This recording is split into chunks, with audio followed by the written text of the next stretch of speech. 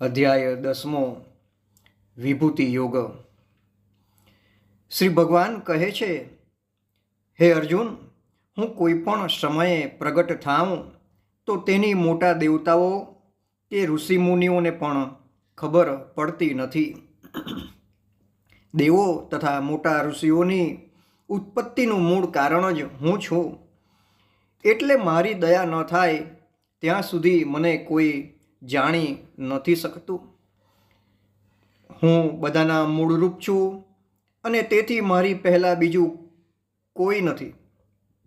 મારો કદી જન્મ નથી એવું જાણીને જે મને પરમેશ્વર તરીકે માને છે તે માણસને કોઈ જાતનો મોહ થતો નથી અને તેના બધા પાપ પણ નાશ પામે છે. બુદ્ધિ, જ્ઞાન, અકળામણ, માફીનો ભાવ, સત્ય, ઇન્દ્રિયોનું દમન અને શમન, સુખ દુઃખ પેદા થવું તે, નાશ, બીક, અભયપણું, અહિંસા, મમત્વ, સંતોષ, તપ, દાન, જસ, અપજસ, આ સઘળું જ બને છે તે પરમાત્માની પ્રેરણાથી જ થાય છે.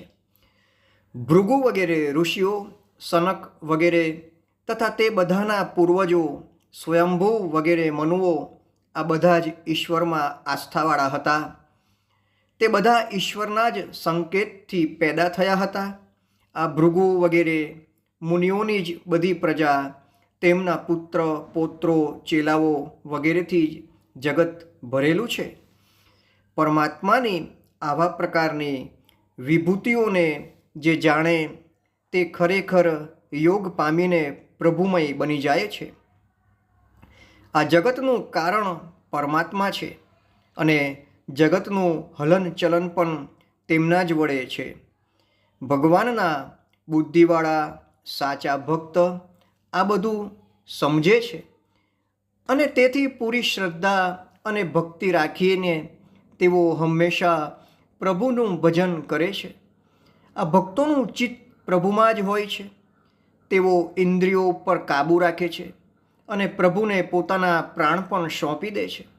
આવી રીતે સતત ભગવાનનો જ વિચાર કરનાર સંતોષી ભક્ત અહર્નિશ પ્રભુમાં જ મસ્ત રહે છે.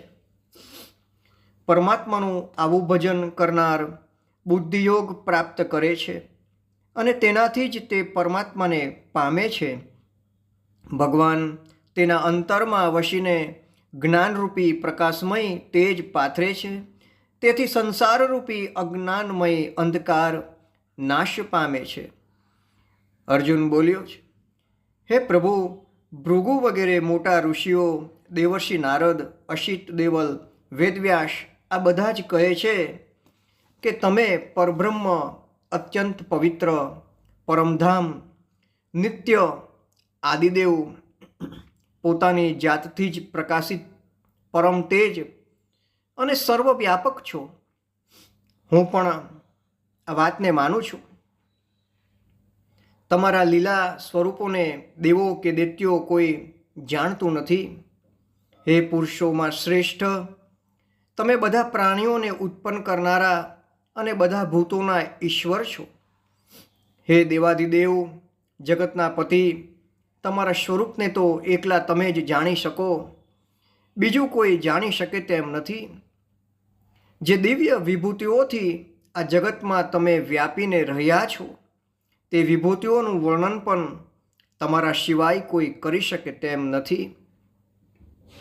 હે યોગી, કોઈ વિભૂતિ વડે કેવી રીતે તમારું ચિંતન મનન કરવાથી તમને જાણી શકાય, અર્થાત મારે કેવા ભાવો વડે તમારું ચિંતન કરવું જોઈએ.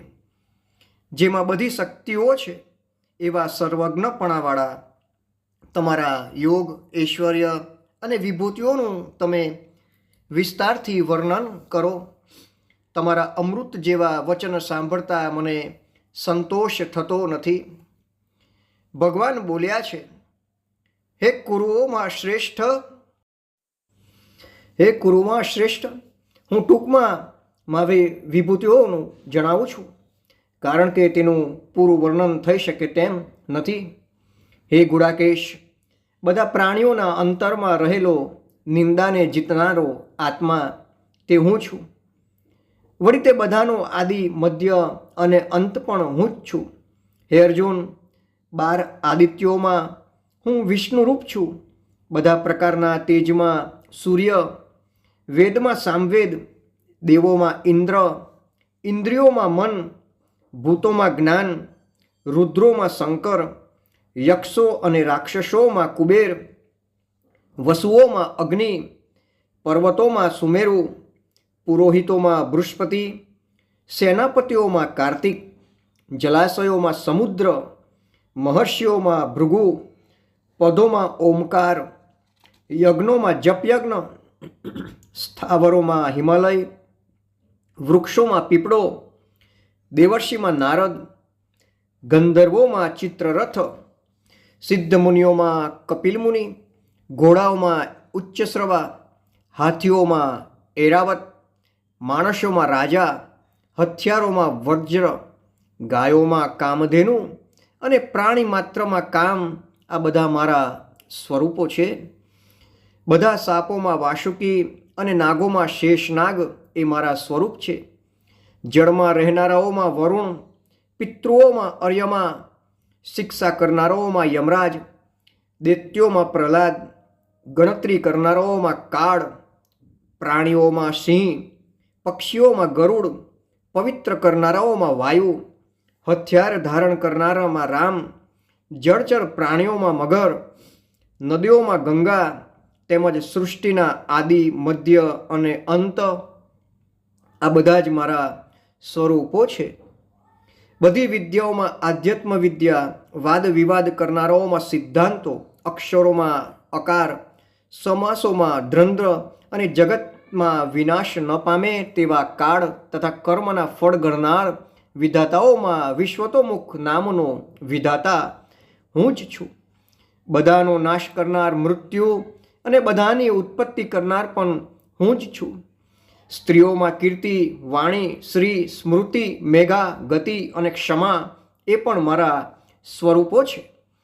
સામવેદમાં વૃત્સમાં, છંદોમાં ગાયત્રી, 12 મહિનાઓમાં માગશર, 6 ઋતુઓમાં વસંત ઋતુ, છેતરનારાઓમાં જુગાર, તેજસ્વીઓનું તેજ, વિજય મેળવનારાઓનો વિજય, મહેનતુનો ઉદ્યોગ, સાત્વિક લોકોનું સત્વ, વૃષ્ણિ વંશમાં જન્મેલાઓમાં વાસુદેવ, પાંડવોમાં અર્જુન, વેદ જાણનારાઓમાં વેદવ્યાસ, કવિઓમાં શુક્રાચાર્ય, દમનકારોમાં દંડ, વિજય ઇચ્છનારની નીતિ, ગુપ્ત બાબતોમાં મૌન અને જ્ઞાની માણસોનું જ્ઞાન એ મારા સ્વરૂપો છે. હે અર્જુન, સઘળા પ્રાણીઓનું બીજ ઉત્પત્તિ સ્થાન હું જ છું. આખાએ જગતમાં મારા સિવાય બીજું કશું જ નથી. દરેકમાં મારો વાસ છે. હે પરંતપ, હું અંતરહિત છું અને તેથી મારી વિભૂતિઓનો કોઈ પાર નથી. એટલે મેં ટૂંકમાં તેનું વર્ણન કર્યું છે. જે વસ્તુ ઐશ્વર્યવાળી હોય, સંપત્તિવાળી હોય, પ્રભાવશાળી હોય, શક્તિવાળી હોય, સારભૂત હોય, તે બધી જ વસ્તુઓ મારા તેજમાંથી જ ઉત્પન્ન થયેલ છે એમ માનવું. હે અર્જુન, આથી વિશેષ જાણવાથી તને કશો વધુ ફાયદો નથી. હું આ આખાએ જગતને મારી માયાના એક અંશ જેટલા બળ વડે ધારણ કરું છું. ઇતિ શ્રીમદ્ભાગવદ્ ગીતા સંપૂર્ણ અધ્યાય 10 વિભૂતિ ભોગ સંપૂર્ણમ. બોલો શ્રી કૃષ્ણ કનૈયા લાલની જય. ઓમ પરમાત્મને નમઃ.